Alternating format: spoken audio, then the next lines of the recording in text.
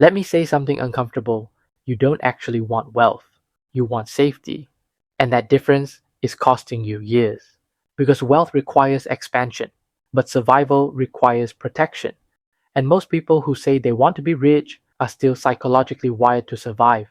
You want financial freedom, but you optimize for job security. You want abundance, but you obsess over avoiding loss. You want growth, but you build your life around certainty. And survival, it feels responsible. It feels mature. It even feels smart. But survival and wealth are not built from the same operating system. Chapter 1: The Money Trap. Look at how most people approach money. They work hard, they save consistently, they invest cautiously, they avoid unnecessary risk, they call it discipline. And on the surface, that looks intelligent. But ask yourself something honestly. If your entire financial strategy is built around not losing, how do you expect to create abundance? Because survival mode prioritizes protection, but wealth requires expansion. Survival says, don't lose what you have. Wealth says, multiply what you have. Survival says, stay safe. Wealth says, stay steady in uncertainty. Those are not the same mindset, especially if you grew up around instability. If you watched your parents struggle, if you saw debt, arguments, and financial fear, your nervous system learned something early. Money equals danger, risk equals threat, volatility equals instability.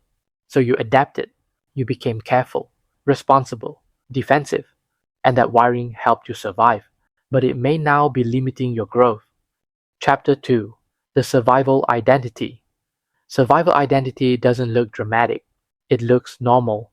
It looks like obsessing over savings but underinvesting in growth, staying in stable roles even when your skills outgrow them, keeping large cash buffers but never deploying capital, avoiding visibility because success attracts attention, hesitating to raise your prices, delaying scalable opportunities because now isn't the right time. It feels like prudence, but underneath it is fear. Survival prioritizes certainty, but wealth requires calculated uncertainty. Let that sink in. If your identity is built around minimizing risk, your systems will reflect that, and your outcome will mirror that.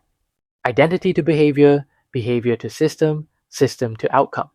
That chain never breaks. Chapter 3: The Psychological Mechanism of Survival. When someone grows up in scarcity, the body remembers instability.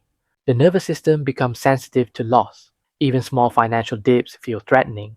So what happens? You might understand investing intellectually. You might know that volatility is normal. You might even quote long-term return statistics. But when the market drops, your body tightens. When income fluctuates, your stress rises. When opportunity requires boldness, you hesitate. Because survival wiring activates protection mode, and protection mode does not scale. You cannot build expansive wealth from a defensive posture. You can build stability. You can build comfort. But freedom, that requires emotional range. Chapter 4: The Real Life Loop of Survival. Here's how the loop plays out. Someone earns $5,000, they save $1,000. They feel responsible. They avoid investing aggressively, they don't build leverage, they don't take calculated risk. 10 years later, they're stable, but not free. Another example: a high earner makes $20,000 per month, but still feels broke, still keeps excessive cash idle, still avoids hiring help, still avoids scaling, still fears expansion.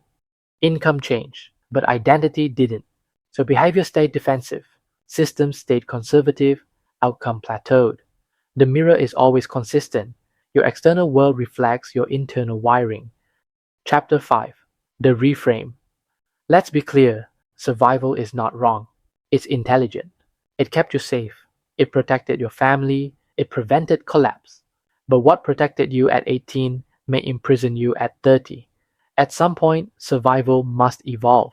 Because wealth is not built by eliminating risk, it's built by expanding capacity. Capacity to tolerate volatility, capacity to stay calm under uncertainty, capacity to deploy capital strategically, capacity to think long term instead of defensively.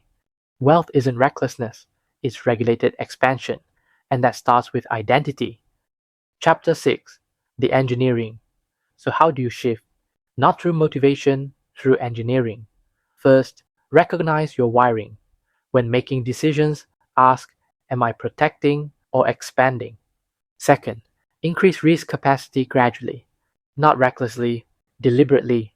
Invest slightly beyond comfort. Raise prices slightly beyond fear. Deploy idle capital with intention. Third, redefine safety.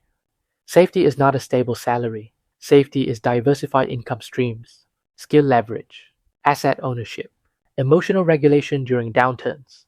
True safety is internal stability, not external certainty. When identity shifts, behavior adjusts, systems evolve, outcomes compound. That chain is predictable. Final truth: the money mirror. You don't need more financial advice. You need a new identity operating system. Because until you stop wiring yourself for survival, you will keep building a life that feels safe, but never free. Wealth is engineered from identity outward, and the mirror never lies. The question is, are you building for safety or are you building for wealth?